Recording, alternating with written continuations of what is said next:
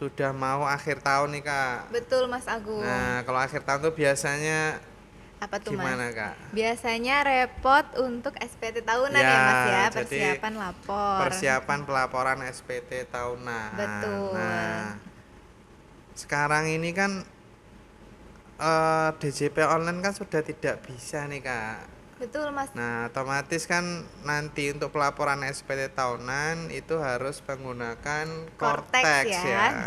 Jadi di sini kita mau membahas gimana sih Kak cara lapor SPT tahunan via Cortex. Oke. Nah, gitu. Jadi mungkin lebih spesifiknya kita bahas orang pribadi atau badan Kak? Untuk kali ini kita bahas orang pribadi ya Mas Orang Agung pribadi ya. ya. Oke. Jadi kita bahas SPT tahunan orang Orang pribadi Kak pribadi, ya. betul.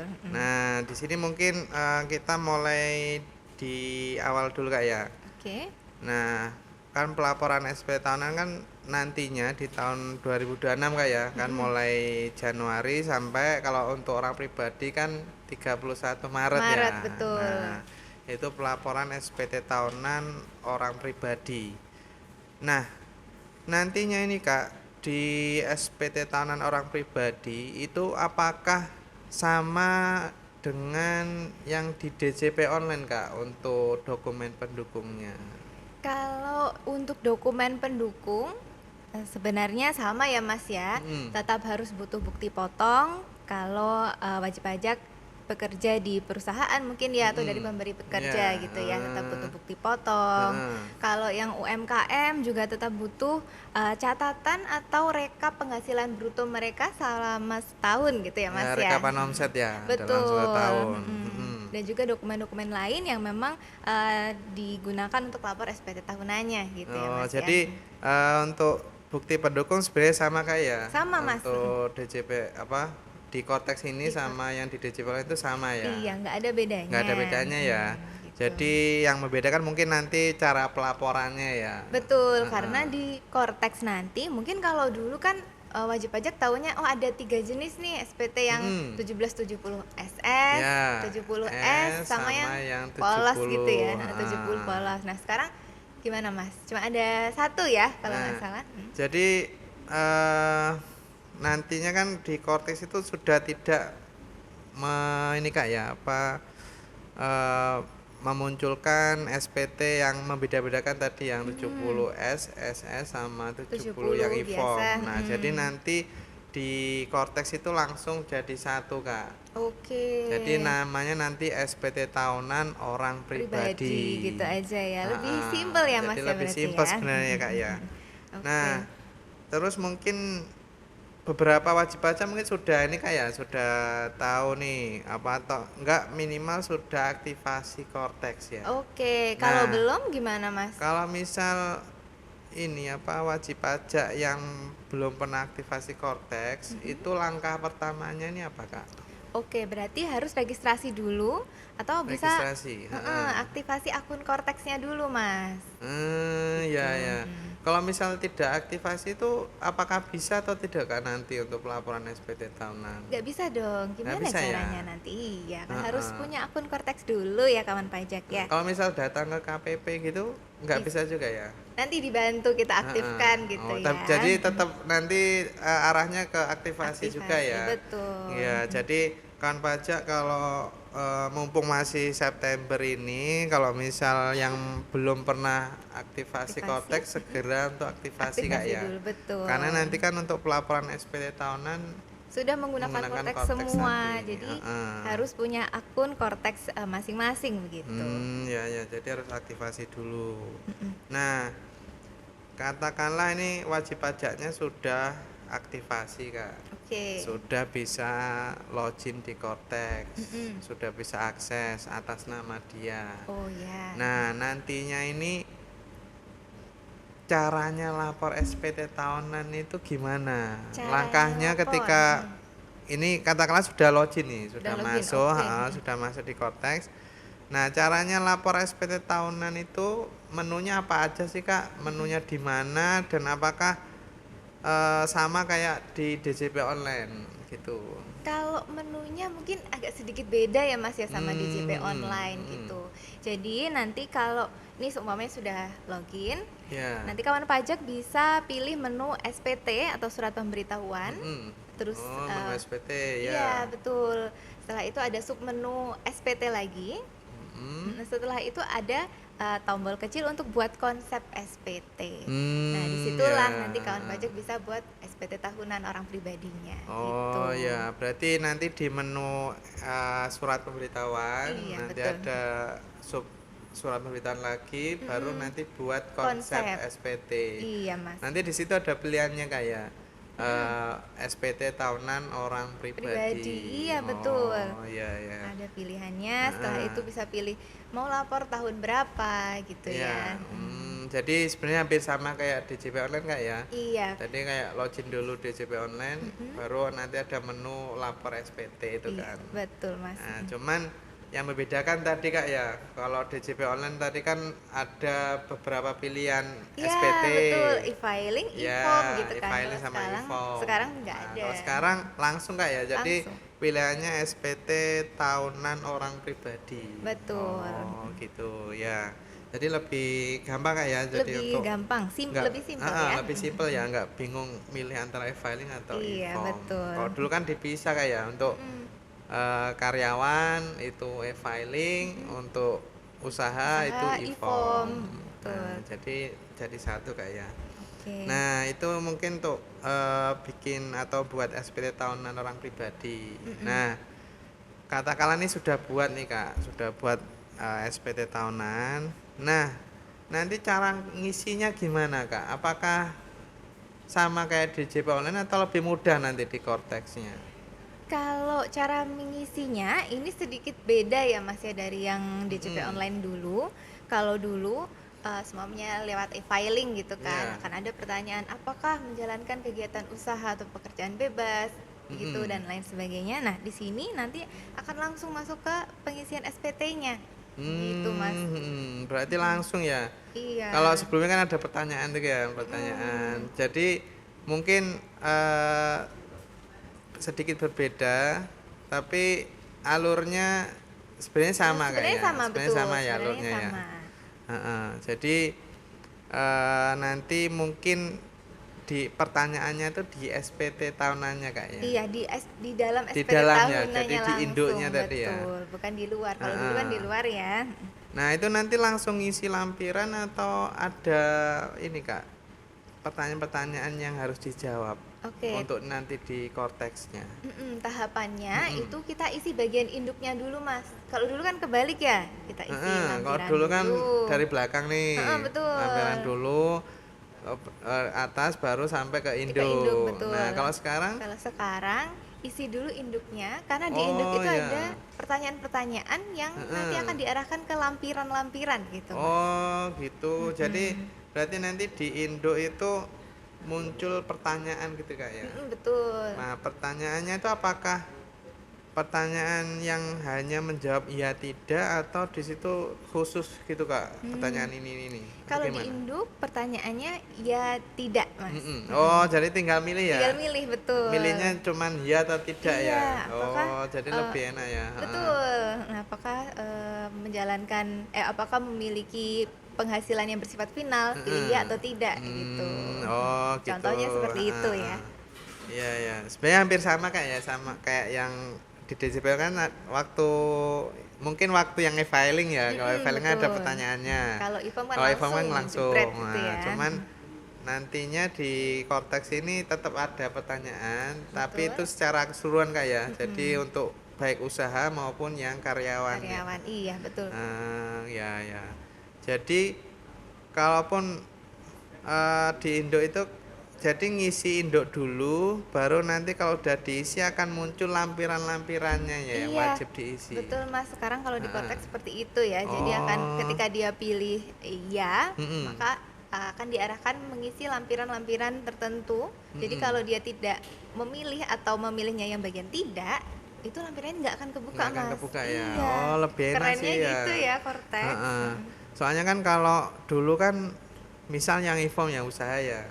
Usaha itu kan semua lampiran muncul kayak dari Betul. lampiran 1 sampai lampiran 3, Iya, sampai 4 sampai 4 betul. kan. Dan itu wajib pajak ini apakah semua wajib diisi atau enggak kan nggak tahu kan. Betul, bingung ya Bingung kalau kan dulu. karena semua lampiran muncul. Betul. Nah, Nah, kalau padahal sekarang kan beberapa tuh yang wajib diisi, ada beberapa mungkin case-nya kalau memang yang UMKM kan hanya sedikit kan lampirannya. iya Nah, cuman memang kalau memang yang wajib pajak yang kompleks kan semua lampiran harus diisi. diisi, betul Nah, Mas. tapi sekarang di Kotex tuh beda Kak ya. Mm-mm. Jadi lebih enak Kak ya. Jadi kalau misal memang tidak dibutuhkan tinggal dijawab tidak, Tidak. nanti nggak akan Nggak akan muncul ya muncul, lampirannya. terkunci nanti Terkunci ya. lampirannya, iya. Oh, iya ya. Gitu. Ada lagi nggak Kak kelebihannya dari Cortex ini terkait pelaporan Se- SPT tahunan?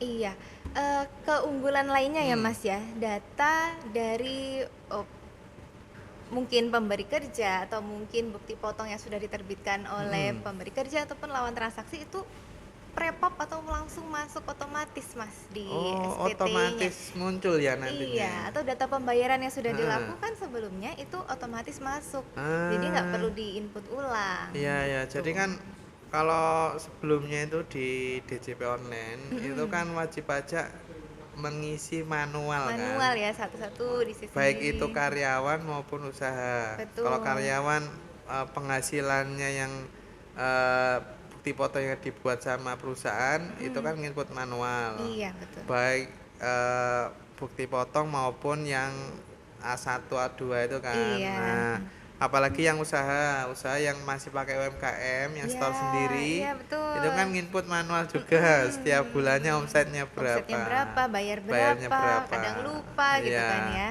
Nah, nanti di Cortex itu sudah otomatis kayak ya? Sekarang otomatis Repopulate betul. ya? Repopulated datanya semua. Oh, ya ya. Jadi sebenarnya lebih mudah nanti Kak untuk pelaporan SPT tahunannya ya. Iya, betul Mas. Jadi mungkin wajib pajak hanya cross check ya di betul SPT tahunan itu bener nggak sih yang Sama- dibuat sama perusahaan atau yang sudah distorkan. Iya, betul sekali. Oh, lebih simpel banget sih Kak itu Kak. Iya, lebih Sebenarnya. memudahkan sih Lebih ya. memudahkan wajib pajak juga. Jadi dulu kan bingungnya kan waktu ngisi Iya. SPT Ini tahunannya harus itu diisi yang enggak? harus diisi Heeh. apa, terus ini wajib diisi atau enggak gitu kan. Betul. Nah, oh ya ya.